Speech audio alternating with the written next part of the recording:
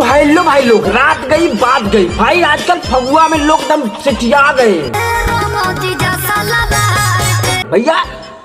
होली परल बाचार के जीजा रंग सलवार, अरे बहन के आगल पागल। बहुत मजा आया। होली परल बाचार के जीजा रंग सलवार के गरीब बहनी के हमने बाबा बतावा सलवार साड़ी सूट लांगा ब्लाउज प्लाजो हई हो फलाना ढकाना अंड बंड। लेकिन बाबा कहला दीपक बनरसिया जौने दिन मिली ना का रंगी पते ना चली लो। मैंने बदल दिया लेकिन इन्हें का भैया एकदम मुजरा चलेला। मन करेला इन्हें ऊपरा थूक दई पात दई हाथ दई उल्टी कर दई। लेकिन बाबा योग कमे रही आज जाना तू आ कौनो गावत नहीं करी बहनी के भतीजा तोर मैयो जिंदाबाद, भतीजा तोर मैयो जिंदाबाद, तोर मयूसियो जिंदाबाद, तोर मौसियो जिंदाबाद।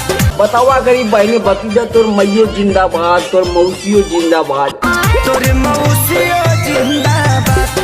अगर हम कदी तोर बेहरियो जिंदाबाद तब तो लौड़ी लग जी बा।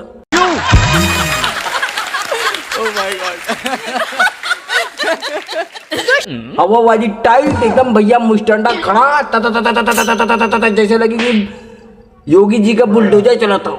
हम देवर साथ से रहे भैया लोग बदल जिए सामा बदल जाये लेकिन रहने का बकचोदा ही ना जाये। हम चाहती भगवान हम दीपक बनरसी सख्त लोंडा। अब भगवान गाल दुआ आसो पगनिया में माफ कर सजनी, देशवा के सेवा में ड्यूटी लगल बा, सीमों पे मचल बा होली, सीमों पर मचल बा होलिया। गरीब बहन के आगल पागल। और दिखाइए सीमे पे मचल बा होली तो रहेगा छोड़ा घरे आवा ने मेरा दूसरे से लगी रगड़ो बाबा तो लोग बदल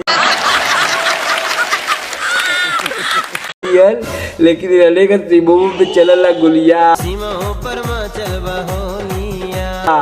आसो पगुलवा में माफ करे सजनी। अब बाबा को नो कहते भतीजा तोर मैयो जिंदाबाद, मैयो जिंदाबाद।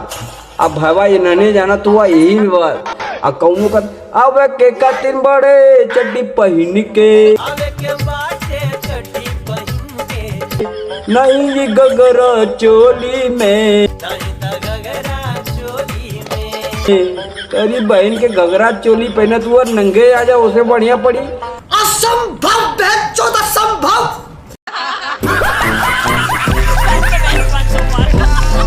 लेकिन भवा नन्हे का सही चिरत रहा मुझे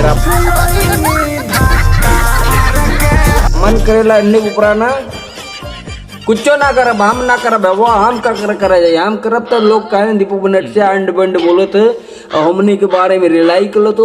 लेकिन खेसरियों को सुना भतीजा तोर मैयो जिंदाबाद, देखला ना अरे करीब बहन कार खेसरिया सुधर जो।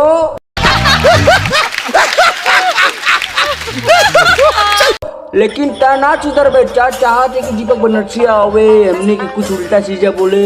लेकिन ना बेटा ना हम ना बोलो हम जो बोला भतीजवा खुदे बोले लगी Don't touch my mother.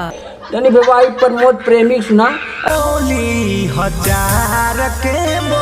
अरे दादा करे तोरी बहन के आगल पागल तो नन्हे ना सुधर बतोने होली में का निकाल दो पते ना चलत हो।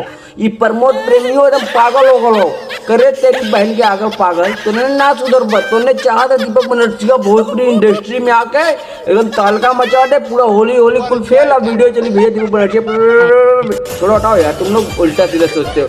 लाइक करो सब्सक्राइब करो कमेंट करो मिलते हैं अगले वीडियो में हम तबाह भोजपुरी भाई होली के साथ। जय लोभी भोजपुरी समाज। तो दोस्तों आज के लिए बस इतना ही। अगले शनिवार फिर मिलेंगे कुछ नए मेहमानों के साथ। देखते रहिए द ग्रेट इंडियन कपिल शो हर शनिवार मस्ती के नए अवतार। गुड नाइट, शुभ रात्रि, शब खैर। Thank you.